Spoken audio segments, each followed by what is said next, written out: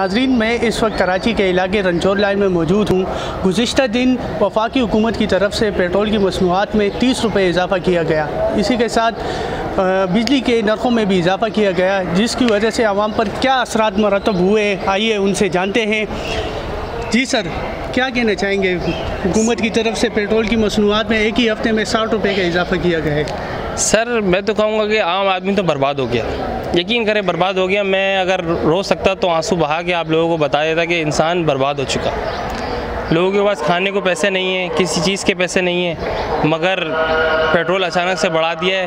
20,000 रुपये माहाना एक आदमी की तनख्वाह होती है, उसके ऊपर फिर सब्ज़ी है, उसके घर का किराया है, और फिर बच्चे अगर शादीशुदा है तो बच्चों के शौक़ अखराजात हैं, और अगर जाते जाते किसी का टायर पंचर हो जाए तो 500 रुपये तो उसकी ट्यूब के लग गए।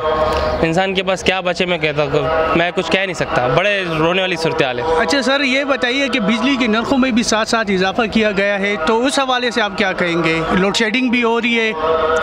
मैं तो ऑल ओवर बात कहूँगा कि सर के हर चीज़ में महंगाई, ये सिर्फ पेट्रोल में बढ़ाई महंगाई नहीं हुई है, ये अब हर चीज़ में, रोटी में, बिजली में, घर के चीज़ों में, पेट्रोल में, हर चीज़ में जब महंगाई बढ़ेगी और तनख्वाह वही रहेगी आम आदमी की, तो आम आदमी का गुजारा बहुत मुश्किल है इस दौर में। और मैं आपको एक बात बताता चलूँ कि हमारे जो नए नौजवान नस्ल आ रही है वो क्या सोचती है, मैं आपको बताऊँ। वो सोच रही है पाकिस्तान से भागो। तो ये हम अपने कौम को, अपने आने वाले बच्चों को ये सबक दे रहे हैं कि पाकिस्तान में रुकना नहीं है। पाकिस्तान के, हाँ, पहले हम बड़े ही कोई पाकिस्तान पे जान लुटाने वाली कौम बनते थे और अब पाकिस्तान से नफरत करना स्टार्ट हो गई। हम नहीं करते अल्हम्दुलिल्लाह, मगर आने वाली नस्ल जो देख रही है उसके बारे में कि यहाँ तो रहना ही अजाब हो गया, मुश्किल हो गया। अच्छा सर, तो क्या आपका हुकूमत से क्या अपील की? हुकूमत से तो कोई अपील नहीं कर सकते बिल्कुल भी। अल्लाह से दुआ करे हमारे हक़ में बेहतर हो, अल्लाह हमें किसी का मोहताज ना करे, अपना हमारे हाथ पाँव सलामत रखे, हम खुद कमाएँ खुद खाए।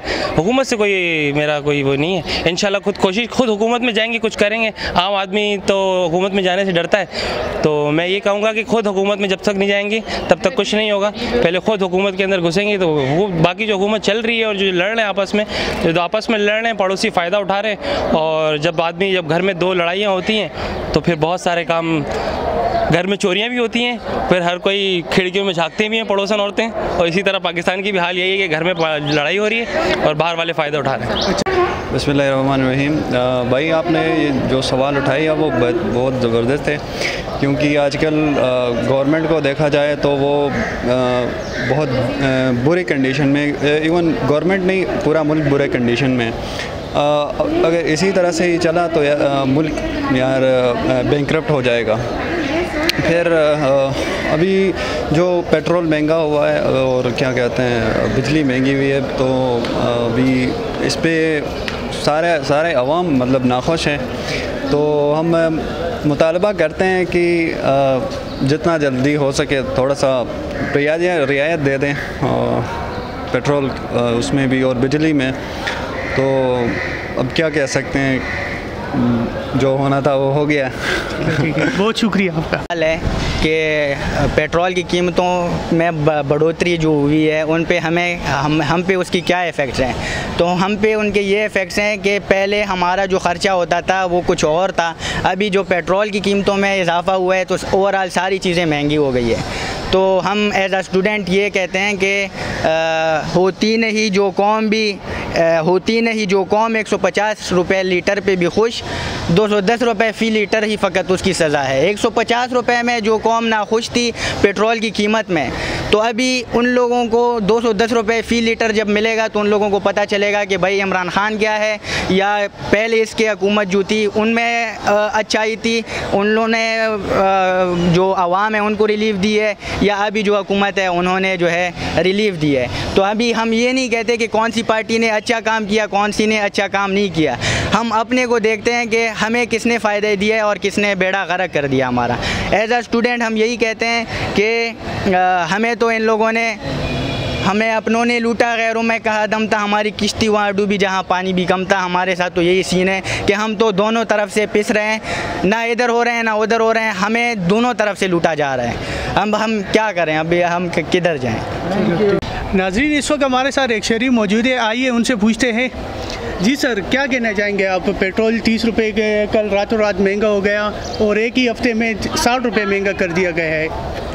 देखिए, पेट्रोल की जब कीमत बढ़ती है तो सिर्फ पेट्रोल की कीमत जो है वो नहीं बढ़ती, उसके साथ साथ इससे रिलेटेड जितनी भी चीज़ें हैं, जैसे खाने पीने की अशिया हैं या जिन चीज़ों में ट्रांसपोर्ट इस्तेमाल होती है, तो वो उनकी जो कीमतें हैं वो भी बढ़ जाती हैं। इस मुल्क का सबसे बड़ा मसला ये है कि एक तो जो महंगाई जेन्युइन है, एक इंटरनेशनल इशू है, कोविड के बाद मार्केट्स जो हैं वो क्रैश हुई हैं, तो सारी दुनिया में महंगाई हुई है। लेकिन बाहर के ममालिक में यह है कि वहाँ प्राइस चेकिंग या प्राइस कंट्रोल नाम की कुछ चीज़ें होती हैं, इदारे होते हैं जो चेक एंड बैलेंस रखते हैं कि अगर एक चीज़ महंगी हुई है तो वो और प्रॉपर महंगी होती है, नाजायज़ मुनाफाखोरी जो है वो वहाँ नहीं हो रही होती। हमारे यहाँ सबसे गलत चीज़ जो ये होती है कि जिसका जो दिल करता है वो उस हिसाब से वो रेट बना देता है, उस रेट पे बेचता है। अब अगर पेट्रोल की कीमत का ऐलान होता है तो पेट्रोल पंप बंद हो जाते हैं, वो 3-4 घंटे 5 घंटे पेट्रोल फरोख्त नहीं करते हैं। इसी तरीके से आज आप मार्केट चले जाएँ, आपने उनसे पूछना है दाल कितने किलो है, तो वो 10-15 रुपये आपसे ज़्यादा बता देंगे। तो वो आप उनसे पूछेंगे क्यों, वो आपको कहेंगे जी पेट्रोल महंगा हो गया। हालांकि वो ये चीज़ें आज तो उन्होंने नहीं खरीद की है ना, स्टॉक पड़ा होता है। लेकिन हमारे यहाँ ये कि नाजायज़ मुनाफाखोरी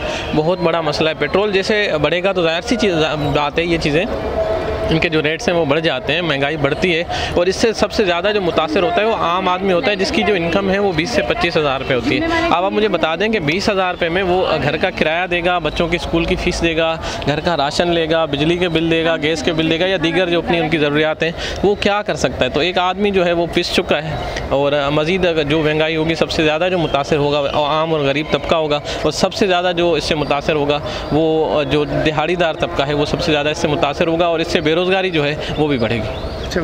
नाज़रीन, आपने आवाम की राय सुनी और देखी। उनका यही कहना था कि हालिया महंगाई की वजह से जो सबसे ज़्यादा मुतासर होगा वो आम शहरी और आम तबका होगा। कैमरामैन साथ रशीद के साथ मोहम्मद अयूब, आज़म TV।